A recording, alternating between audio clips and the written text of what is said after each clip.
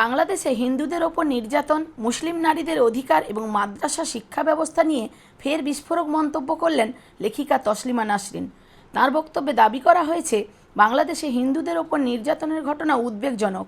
পাশাপাশি তিনি অভিযোগ করেন, মুসলিম মেয়েরা এখনও সমান অধিকার থেকে বঞ্চিত। মাদ্রাসা প্রসঙ্গে তসলিমা নাসরিন বলেন, মাদ্রাসাগুলো থাকা উচিত নয়। কিছু কিছু মাদ্রাসা জিহাদি তৈরির কারখানায় পরিণত হয়েছে, সেখানে শিশু নির্যাতনের ঘটনাও ঘটে। তার এই বক্তব্য ঘিরে নতুন করে বিতর্কের সৃষ্টি হয়েছে। একদিকে কেউ তার বক্তব্যের সঙ্গে একমত, অন্যদিকে অনেকে এই মন্তব্যের তীব্র বিরোধিতা করছেন।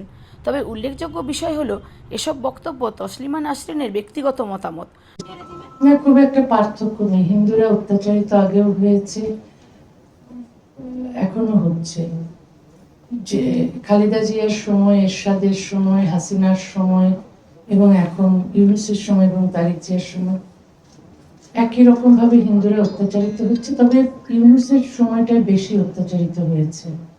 হাসিনার সময়ে যে অত্যাচারিত হয়নি তা নয়। এখন হিন্দু বিদ্বেষী মানসিকতা যদি তৈরি হয় মানুষের মধ্যে, তাহলে তো ওটা হবে। সবচেয়ে দরকার হচ্ছে শিক্ষা, যেখানে হিন্দু, মুসলিম, বৌদ্ধ, খ্রিস্টান সবাই সমান, সবার নাগরিক অধিকার, সবারই বেঁচে থাকার অধিকার আছে, যার যার ধর্ম পালন করার অধিকার আছে, এবং কারো অধিকার নেই অন্যের উপর আক্রমণ করার।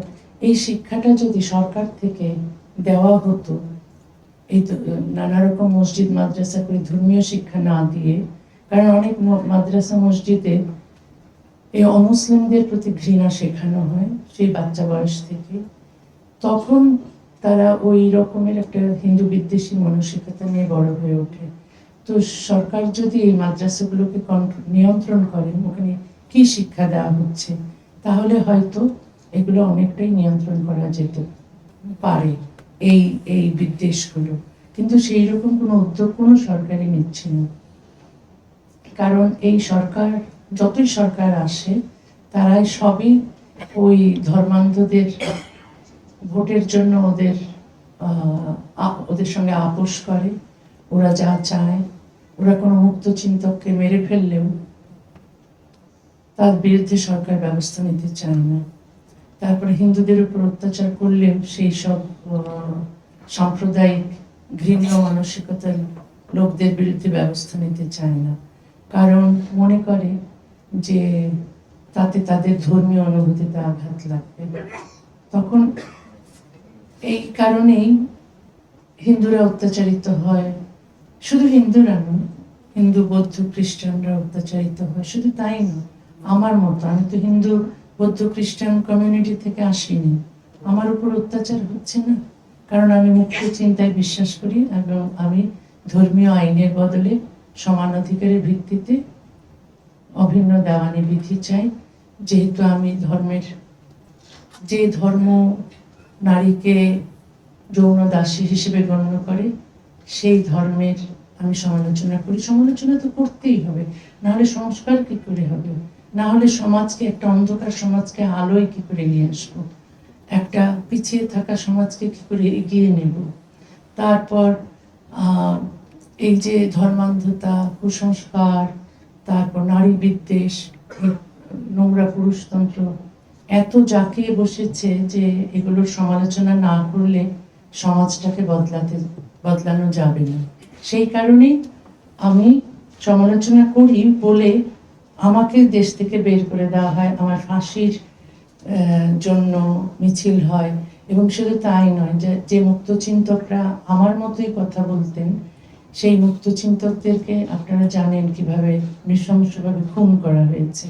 কিন্তু তারপরও আশা ছাড়ছি না, চেষ্টা করছি যে সমাজ কি করে সভ্য হবে, কি করে মেয়েরা সমান অধিকার পাবে, কি করে মানবাধিকার থাকবে। কারণ এইভাবে কিছু মানুষ চেষ্টা করে যায় কোনো একটা সমাজকে পরিবর্তন করার জন্য।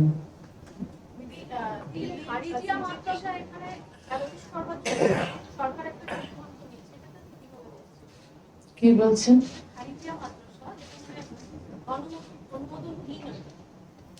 না, আসলে আমি মাদ্রাসা সম্পর্কে যতটুকু জানি, বাংলাদেশের মাদ্রাসা সম্পর্কে, আমার যেটা মনে হয় যে মাদ্রাসাগুলো থাকা উচিত না, কারণ অনেক সময় মাদ্রাসা দেখা যায়, সব সময় নয়, অনেক সময় দেখা যায় যে মাদ্রাসাগুলোতে জিহাদি তৈরি হচ্ছে।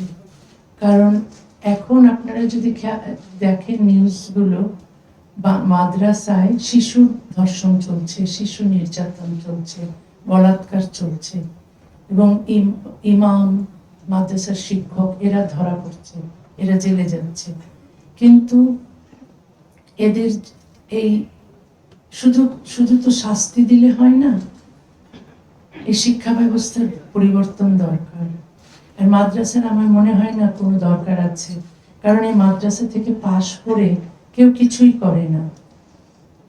মানে কেউ এটা হচ্ছে কি যে ওরা এক ধরনের ভিক্ষে করে খায়, চাঁদা তোলে খায় না। তো এই মাদ্রাসাগুলো না হয়ে বরং সব মাদ্রাসাগুলো সেকুলার স্কুল হয়ে যাওয়া উচিত। আর প্রচুর মসজিদ গড়ে উঠেছে যেগুলো জিহাদি তৈরির কারখানা। তো সবগুলো বলছি না, কিছু কিছু। তো ওই একটু মানে কিছু হলে কেউ যদি টাকা কড়ি করে তাহলেই না একটা মসজিদ দিয়ে বানিয়ে দেয় কোথাও। তো এত মসজিদের দরকার নেই, এত মসজিদের দরকার নেই। এটা আসলে সরকারের কন্ট্রোল করা উচিত, এবং সরকার নিজে থেকে ধর্ম প্রচার করুক সেটাও তো ঠিক নয়। কারণ সেকুলার কান্ট্রি হতে গেলে ধর্মকে রাষ্ট্র থেকে পৃথক করতেই হবে, এবং এটা সভ্যতার প্রথম শর্ত। সেটা প্রত্যেকটা দেশে, সভ্য দেশেই আছে, ধর্মের সঙ্গে রাষ্ট্রের কোনো সম্পর্ক থাকতে পারবে না। তো এইসব অনেক কিছু আছে যেগুলো করলে সমাজ উন্নত হয়, হ্যাঁ, রাষ্ট্র ব্যবস্থা ভালো হয়, এবং মানুষ অনেক অধিকার এবং স্বাধীনতা নিয়ে বাঁচতে পারে।